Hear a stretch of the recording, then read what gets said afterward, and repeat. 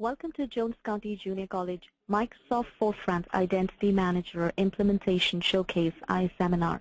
Our featured guest speaker for today's presentation is Candy Smith, the Portal Administrator at Jones County Junior College. If you're facing any audio difficulties, please dial in using the number on the audio section of the GoToMeeting screen. At the end of today's presentation, we will be taking questions posted in the web conference questions pane. The questions pane is available in the attendee control panel. Ladies and gentlemen, presenting IDM Engine. Thank you, colleagues. Good afternoon. It's approximately 2 p.m. here in Cleveland, Ohio. So on behalf of IDM Engine, I'd like to thank approximately 30 institutions, including Berkeley College, Pomona College, Delta State University, East Central Community College, Westchester Community College, Coahoma Community College as well. So along with several other higher ed and K-12 institutions who dialed in for today's iSeminar to learn about Jones County Junior College's Microsoft Forefront Identity Manager project implementation with IDM Engine. Today's featured speaker is Candy Smith. She's System Analyst at JCJC. So for some of you who are not familiar with IDM Engine is the #1 identity management platform in higher education and K-12 with over 50 clients, including Marshall University, Los Angeles Unified School District, Los Angeles Community College District, University of Southern Indiana, California State University, LA, Francis Howell School District, State of North Dakota, and Salt Lake Community College, to name a few. After Candy's briefing, we will do a deeper dive into what IDM Engine is. So, without wasting any further time, I would like to kick the session over to her. Just before I do that, as an appreciation for your time today, we would also like to give away some coupons featuring a $5,000 discount on FIM self-service password reset implementation. So if anyone wants to leverage ours today, that's a discount available. Okay, so at this stage, I'm going to go ahead and pass the platform to our featured guest presenter, Candy Smith. Give me 1 second as I make her the presenter. Candy, over to you. Thank you. Now, am I going to operate through that WebEx, Vincent, or should I open my version of the slideshow? You can open your version. Yeah. Okay. Let's see. How about now? Yes, we can see your screen now. Great. Thank you. Good afternoon, everyone. As Vincent said, I'm with Jones County Junior College. My title is now Systems Analyst. I have been Portal Admin up until recently. And my session today is going to cover our decision to implement Microsoft Forefront Identity Manager, why we chose Forefront, what the deliverables are for FIM, and lessons learned along the way. First, a little bit about us. We are an open-door 2-year community college located in South Central Mississippi. We offer AA and AAS degrees as well as vocational certificates. We were founded in 1911 as an agricultural high school, and we're currently serving about 4,700 students this semester. So we're a pretty small school. We also have a small IT staff, and that IT staff has a huge job. Our enterprise applications include PeopleSoft, that's our ERP or our student information system. We use Canvas as our Learn platform. We use Gmail for student email, and we have the EAI solution for a campus portal called My Campus Portal. Our IT department support all of those applications along with many others. They also support our staff technology needs, everything from networking to telecommunications. As I said, they have a very big job with a very small staff. We do not outsource any of these services or support. They take care of them. So that played into our decision for FIM, for identity management. solution. Before we implemented FIM, our students and our staff dealt with, or I should say struggled with, multiple identities. Had one username and password for PeopleSoft, and that looked like capital W plus their student ID number. Then to get into Canvas or email, they needed to use a completely different username, and that was the first letter of their first name, all of their last name, and the last four of their student ID. And by the way, the passwords were different between Canvas and Gmail, so it was truly 3 sets of credentials. Some of those passwords expired, and they expired at independent rates. So in other words, Gmail password might not expire at the same time as PeopleSoft, so it was very much moving targets that they had to remember. On the staff side of the picture, they too had multiple credentials to remember. And it wasn't the same format as our students. So for example, our staff used first name dot last name, where students they never used first name dot last name. So it was hard for any given staff member to help a student with their login credentials because it probably didn't work the way the staff member was accustomed to. So that presented, as you can imagine, a lot of frustration. So we had staff and student with multiple IDs. We had staff and student with differing IDs. In other words, as I mentioned, the format was not the same between the two users. We had no centralized authentication point. We didn't have an identity management system. And at some point in this process, I had to figure out what those words meant. I am not an IT professional.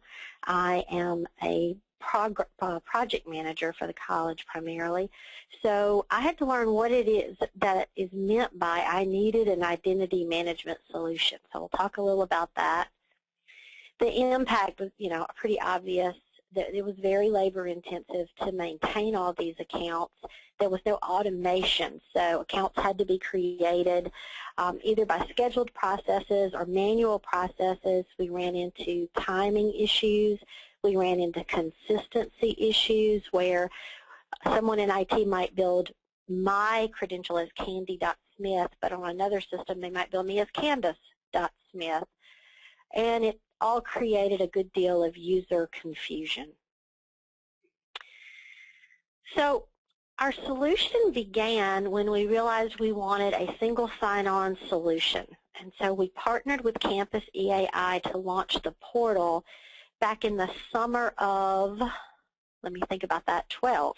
The summer of 2012, we signed a contract with EAI saying we want a portal whereby our users will sign in with one credential and be able to access all of our enterprise systems. And by the way, we want to leverage some of the tools that are available in a portal system or a content management system like centralized messaging and collaboration tools.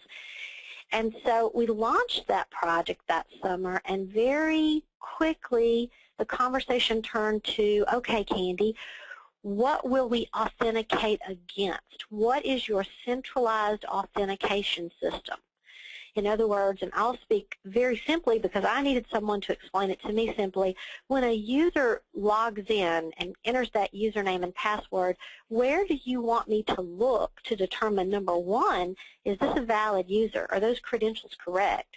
And number two, who is this person to some degree? Is it a student? Is it an applicant? Is it a faculty member at JCJC as opposed to a staff member at JCJC? And when I reached out to my IT department and asked that question, what will we use for that centralized authentication system, the answer was we don't have one. We did not have an identity management or a centralized authentication system at JCJC. So we really had to put the portal project on hold and launch an identity management project before we could begin to think about single sign-on. We already had an Active Directory on our campus. We had a server that had been configured as an Active Directory, but it only included employees at that point. And so when we looked at solutions, we said, well, we could use this Active Directory, add everybody into it, have our IT department write a bunch of scripts or programs to maintain this Active Directory, to decide who should be in it, when they should come out of it, and are they a student, are they an employee, etc. Or we can invest in a software package that would do that for us. We spent a lot of time looking at these two options. The reason we focused on Microsoft FIM, if we were going to go with software, was because we're a Microsoft campus. So we already have a campus agreement, our operating systems, and a lot of software, or Microsoft. We're able to purchase additional Microsoft license at a very reasonable price through the state contract. And so we decided if we were going to go down the route of purchasing an identity management software, that was probably the right answer for us. But were we going to do that, or were we going to script it manually? And our IT department took that decision internally. We brought in a third-party independent contractor to give advice on the subject, and the decision was made that, one, from an efficiency standpoint, and two, from a manpower standpoint. Again, we have a very small IT with a very big job already, that it made sense to implement FIM. We decided that that also gave us the ability to leverage the expertise at Campus EAI, because they've already implemented FIM and systems like it at other campuses, and we didn't have identity management expertise on our campus. So they provided us that expertise and support. And with that, the decision was made, and we began the work of it. The first thing we realized we had to do was clean up that existing AD. We use our Active Directory, that Active Directory that existed before identity management. We have FIM maintain it for us, but before we could have FIM touch it, we needed to clean it up. It had employees in it, but not all employees, so we had to get that list accurate. It didn't contain some important information about employees, like email address. That was a big one. We had to get that populated for all employees in the Active Directory.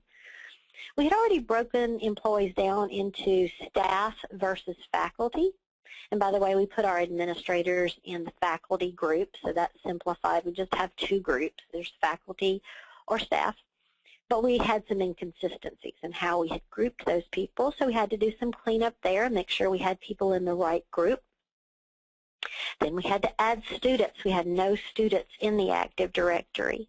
So we had to figure out a source for those students. How will FIM know which students to add, how to classify them, when to take them out? And so we created a file in our PeopleSoft system. We call it the master file, and it contained all of the students and applicants that we wanted FIM to manage for us. In other words, who do you want to be a user in this new portal? Who do you want to be able to log in? And we created a master file that updates every night at midnight that contains those who information. So what does FIM do for us? Well, it automates those student attributes. So within the Active Directory, we wanted students to be broken apart into groups. If you're an applicant at Jones, we want to treat you a certain way, or I should say we want to deliver certain content to you as our applicant that we're hoping to convert to a student. But if you're already enrolled in classes at JC, we have a completely different set of content we want to deliver to you. And when you log into our portal, we want to know which you are. So we need that classification maintained in our Active Directory. FIM does that for us. We needed an automated way to communicate between PeopleSoft and our Active Directory, and FIM is that bridge. FIM consumes that master file out of PeopleSoft and maintains the appropriate attributes for us then in the Active Directory, or AD. we needed the mechanism for that authentication process. So when the student logs into our portal, we needed FIM to go out and do the authentication, make sure this is an appropriate credential, username and password, and beyond that, if it is an accurate credential, who is this person logging in, what attributes belong to that person so that we can deliver the right content to them. We needed FIM to provision and deprovision, and I had to learn what that meant. In my head, that means adding and removing. So we needed FIM to add and remove users from the Active Directory as their status changed in that master file. We needed a password reset functionality that provided self-service password reset. We had never had that at Jones. So I mentioned all of those enterprise systems that had different credentials. Can you imagine our students, when they needed to change their password because they forgot it, they had to call into our IT department for all of those different changes. So we needed self-service password management, and FIM provided that for us. And then we needed FIM to take care of Gmail account creation and removal for us. That was a job that belonged to a lady in our IT department, and we wanted FIM to automate that for us so that when attributes changed in the AD, it would know this student should have an account, so create it, or this student's no longer with us and they don't need a jcjc.edu email anymore, so let's take them out. So those were our deliverables for the FIM project. We decided at JC that we wanted to manually maintain our employees' credentials. FIM could have handled this for us, but it was made at an administrative level that not all employees have access nor need access to some of our enterprise systems. And so we're going to handle this very manually the way we always have. There's a communication chain that happens so that these accounts are added to the AD manually. Email accounts are added and removed manually based on communication with HR. And I only bring it up to point out that we didn't lose this ability, right? It wasn't like, well, now you have this identity management system, so everything has to go through FIM, so you had to build these rules for it. There may be users in your realm that you don't want to automate, and we still had that ability. We still manage that AD manually for employees. FIM doesn't override it or take away the ability for us to do this.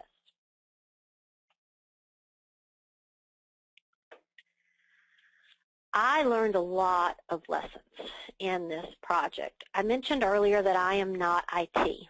I am a special projects person or a project manager, and I answer primarily to the president. So I would recommend that if you consider implementing an identity management system, build your IDM team, your on-campus team of your primary stakeholders, and be sure to include IT, and I would recommend IT lead the project. This is ultimately going to be an IT responsibility. Here it got a little confused that this was part of the portal project. Remember, I kicked off the portal project and then discovered I couldn't complete the project. Actually, I couldn't begin the project because the primary focus of that project was single sign-on, and that required a centralized authentication point, which we didn't have. So because here our ADM project was born of the portal project, if you will, it became my baby and part of being portal admin. In hindsight, that wasn't probably the best way to attack that problem. It should have been passed to the IT department and me just been a stakeholder on the team rather than the project manager, as I turned out to be. The project, again, was born of another project, so it didn't go through what I would say are traditional project management phases. We didn't establish timelines. We didn't establish who was responsible for what. It became kind of Candy's baby, if you will, And so I would certainly recommend, like with all projects, that you have a more formalized project plan, timeline, who's responsible for what, a formal test plan. We did not have that, so you can document what testing is done. We struggled a little when we thought we were ready to go live, and then we weren't quite ready. And the thing that I've been least happy with, and overall I'm very happy with our identity management project, we have learned over the past year that that we have new functionality. We have the ability to do things through identity management that we didn't have access to before. So there have been side benefits of having identity management. But one thing I have not been happy with is that password reset is not an integrated module in the portal. So if you are considering or you have already implemented the EAI portal solution, which is a great product, by the way, be aware, I was not, that the FIM password management solution exists outside of the portal. And without getting into too much detail, I will just tell you that the reason that's not a great thing is because for the user experience, it is not seamless. If you want to change your password in the portal, you really have to exit the portal world. And we've tried to blur that line as much as we can for the users so that it seems to be this embedded process, but it's still not great. And most users are fully aware that they're actually having to go into a different product, and it looks different, and it acts a little different, and I don't love the way that finished product all came into being. Other than that, I'm very happy with our FIM solution, and if anybody has any questions, I would be happy to try to get those answers for you.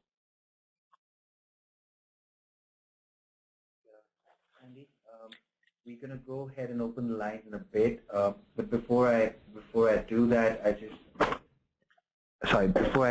just want to make sure that we take a deeper dive into what IDM Engine is and talk about it a little bit more.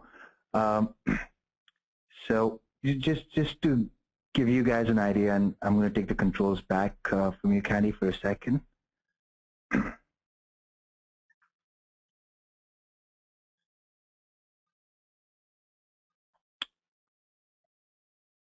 All right, so just to accentuate on what Candy said, we basically, and what is IDM Engine? So IDM Engine is a group of developers, engineers, FIM architects, all specializing in FIM implementation. Historically, we have been part of other implementations. When I say other implementations, I'm talking about other identity management solutions, Sun before Oracle took over, and so on and so forth. So we now are primarily focused on just FIM implementation because after Microsoft launched 2010 R2 FIM, we thought that was the best product in the market, especially in higher ed and K-12 space. So that is what we do. Some of the schools, so we worked across all ERP systems. Just to give you an idea of some of the schools that we've taken live on FIM implementations would be University of Virgin Islands, some of the banner shops, Midwestern State University, Marshall, John Wood Community College. These are all banner shops that we've implemented. Los Angeles Unified School District, one of the biggest K-12 implementations in the history of K-12. We've just taken LAUSD live on students and staff. We are now, we're almost very close to taking them live on the entire implementation. So CCD is again one of the clients that we have. We got State of North Dakota that we are implementing FIM for. Again, the implementation is underway. Some of the colleague schools, Colorado Mountain College, these are schools, of course, that have been live. We still have some schools in the colleague section and the PeopleSoft section that we are still implementing FIM for. The scope of work, again, it varies. And I would like to share the, share a small architecture, as we go down. But this is what it is. Usually, if you look at some of these implementations, the group source or the authoritative data source is usually the ERP system, Banner or PeopleSoft in JCJC's case. The target systems are 3 or 4, usually, email systems or, or Active Directory or what have you. Some of the case studies, and Jace, of course, Candy's also touched on that, so I'm going to skip this bit. Over to the pricing now. We like to scope the environment before before we can talk pricing for our schools and our clients. However, again, as you can see, this varies. So what you see right now is a self-service password reset implementation. So just to give you an idea, this is a ballpark figure of around 10K. And if you want deprovisioning and provisioning, so it varies, but if you are a school that has anything around 30,000 users or below, your implementation can be anywhere between 40 to 50K. The architecture that I was talking about. So University of Southern Indiana, again, they are a banner shop. They were using Google, for Gmail. They were using Office 365 for faculty and staff, Sun apps. So you can see where FIM is sitting. FIM is sitting between Banner and the target systems for provisioning and deprovisioning. And then you have the password, the SSPR piece, which is sitting right on top, which is basically talking to the Active Directory for authentication. Marshall University has, ditto architecture, just that the applications or the target systems and the names change. Colorado, again, similar architecture. You make FIM sit between the ERP system and the target system, but here the target systems are less, right? Same as the case with JC, Candy spoke about it. So that's pretty much what we, who we are and what we do. Again, some of the project plans. This is something we like to do. We, and Candy mentioned that she's not really a tech person. She's a project manager. We are very deeply focused on our project because we're a service shop, and we ensure that our project management, as far as the implementation is concerned, is not compromised at all. So from the time we take the implementation on, we build up a project plan. I'd like to perhaps open one here and see if I can make some sense out of it. But ideally what we like to do is we like to do a kickoff session, we do requirement gathering. Ideally we like to spend, if it's a remote implementation, we tend to spend about a week to 10 days. If it's an on-site implementation and we have our resources on-site, we usually send them over for 2 weeks for a discovery or requirement gathering. This is the template we work on.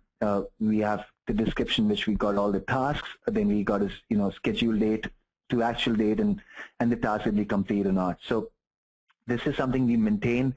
If there's a delay of even a day or something, we're very particular about a change management for change order process. We like to take a sign off, and if there's any kind of delay. So this is what a typical FIM implementation looks like. And ideally any implementation we like to divide it in 3 parts. From development environment to stage, and then to production, and of course UAT. We like to give at least, if not more, about a week's time to our client to test acceptance. Okay. With that having said, I'm gonna pause, and I'm gonna now see if I can open the lines for everyone. Give me 1 second. So we still have Candy with us, and we're gonna go ahead and open lines for any questions that you guys might have. Okay, lines are open. Okay, questions. How about the Office 365 implementation? Does that integrate fairly easily? Absolutely. Let Candy also address that. I noticed she was using Gmail accounts for students, but we put all our students in Office 365 and staff as well. Right, so we work with a couple of institutes. Sorry, there's a echo on the call. Give me 1 minute. And I think I really want Candy to address that. I think Candy, can you unmute yourself from the laptop? Maybe we'll be able to hear you. Vincent, you're echoing so bad. I'm having trouble understanding. Okay, you can talk. I think the question about is, we use Gmail for our staff and student email system, and he's using Office 365, and he wants to know, I think, if you've implemented FIM to manage to provision Office 365. Do I understand the question? And I'm not sure who was that who asked the question. Was it Dwayne by any chance, or was it Dan? I'm not sure. It was not me.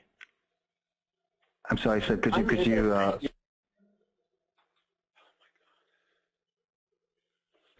Unmuted. Okay, was that Dwayne? Mm-hmm. Yes. Mm-hmm. Okay, does that answer your question, sir? So did I repeat your question accurately? Did I understand your question? Unmuted. Yes. Okay, so yeah, he's wanting to know if the IDM team has implemented FIM or another identity management solution with Microsoft. If we use Gmail, he doesn't. Right. Yeah, and thanks for taking that up, Candy. Appreciate it. I think there's another question coming up. Give me 1 second. Vincent, we have not answered his question. I think that was Mike. I'm sure. Sorry, there's a question from Mike from Mass Bay. Okay, Candy, you're saying I've not answered his question? I'm sorry. There's a lot of echo, so I couldn't. I think I missed out on. Sure. There's an echo on your side as well. Mm-hmm. Sure. He's wanting to know if you have implemented a solution for his Gmail system. I'm not able to answer that question for him. We'll have to take that. We'll have to take that back to a technical team, and we will send that across in an email. But I cannot answer that in detail. But yes, we have. We've done. We've done it for Raritan Valley Community College. We've done it for Salt Lake Community College in Utah. We've also done it at LAUSD, Office 365. I think we've done it for JLC as well. So yeah, there are quite a few colleges. So if you would like details on it, I can just tell you that yes, we've done it. But if you want details on it, we can we can always put you across to. And one thing about IDM Engine is that we are highly referenceable. And most of the schools that we work with, like as you can see, Candy is with us sharing best practices. We share a similar relationship with almost all our clients, so we can always get you on a call with maybe RVCC or JLC if you want to know more. Great, that's good. I think that's a good question that you have done it. Quite a few, almost, I'm thinking on top of my head about 11 to 12 institutions we've done the Office 365 implementations for. Right? I know the echo is really bad, Mike. I got your question now. Mike is from Masday. He's also, a client of Campus CEI. Candy, he's asking a question. He's saying, what is the average turnaround time start to finish? So, I can give you a ballpark figure based on the implementations that I've been seeing for the last 3 years now. But Candy, you want to talk about how long your implementation took? It took us a year. It took us way too long. A lot of that had to do with resources available on my campus or maybe lack of resources available on my campus, lack of expertise on my campus. But it took us too long. It took us we went live in August of 13, and we began the identity management project the summer before, so the summer of 12. We were completed with FIM, I'm going to say, in the summer of 13, and then, you know, our portal launched with the single sign-on solution shortly thereafter. Yeah, thanks, Candy.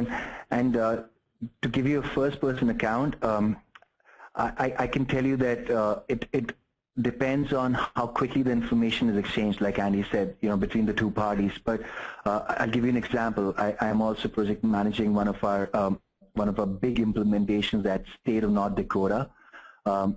We are on the threshold of taking them live towards the end of the month.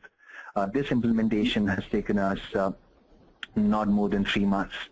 Now, when I say not more than 3 months, that's also because we have a project manager who's assigned from Dakota side. State is heavily involved in this project. The information that's exchanged is extremely fast and quick. So there's no delay or latency, you know, between the data that's being exchanged.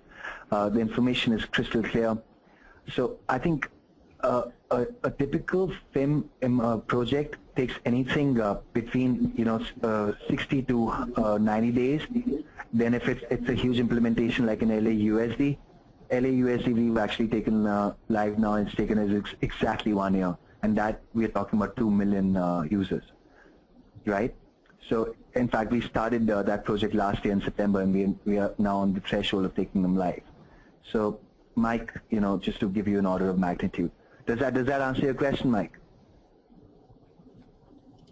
I know there's echo. You can just say yes or no. Okay, I can see that. You said yes.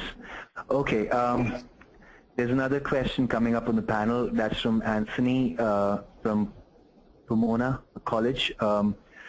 What are your thoughts on the new version of FIM that will be released next year? Should we implement FIM now or wait for the next version? Andy, you want to take that up? I'm not familiar with the functionality of what's rolling out, Vincent, so I'm not sure how to answer That's cool. that. I've actually addressed this. Anthony, if you can hear me, I did send you an email yesterday as well about this. We can always talk about it in detail, but to be very honest with you, Microsoft, and we work very closely with Microsoft. I have a lot of folks out there that we work, we help our clients with licensing issues as well. I can tell you that Microsoft has not released much literature right now. What we understand is that along with the AD Azure product, their new product, which is called MIM, Microsoft Identity Manager, will be nothing but an identity management solution in the cloud, which will use the AD Azure in the cloud, for provisioning and deprovisioning and authentication purposes. So we don't have much literature, Anthony, but we can always get you on a call with our Microsoft folks, and we can take it from there. I know you replied on the panel saying okay, but what I would ideally want to do is get you on a session with our technical folks. And our director right now is in LAUSD. We can get him on a call with you. He can. We can trash these things out separately as well. Make sense? Okay, fantastic. Any more questions? And I would like to apologize for the echo. So the echo's better here. I don't know if it's better for everyone, Vincent, but I'm not hearing your echo anymore. Yeah, we actually had to mute a couple of folks because the echo was coming from the other side, but I think we've been able to resolve that. And okay, I think do we have any more questions from the audience? Vincent, I don't believe we included. Sorry, I don't believe we included my email address on that last slide, but please feel free to share that with anyone that would like more information, would like to talk with my IT department. Any way that we can share our experience, we'd be happy to. Absolutely, and there are a couple of folks who requested for that. So, again, thank you for the transparency. We appreciate it. Thank you, Candy, again. So,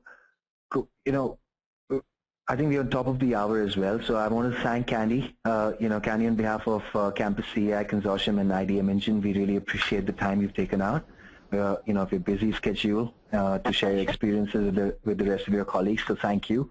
There's still some folks logged in. So for all of you who requested contact info of Candy, we will be emailing it along with the presentation that Candy has shared with us right now.